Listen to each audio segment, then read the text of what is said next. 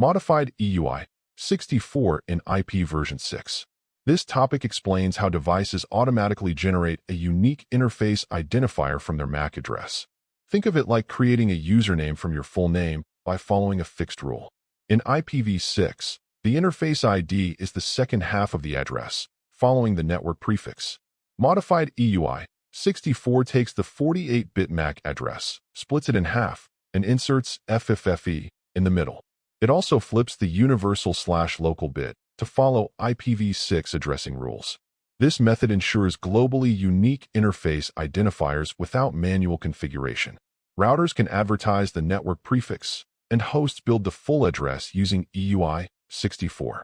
It simplifies IPv6 deployment while ensuring every device gets a consistent and predictable address. Understanding EUI-64 helps in address planning, troubleshooting, and recognizing auto-generated IPv6 addresses in real networks.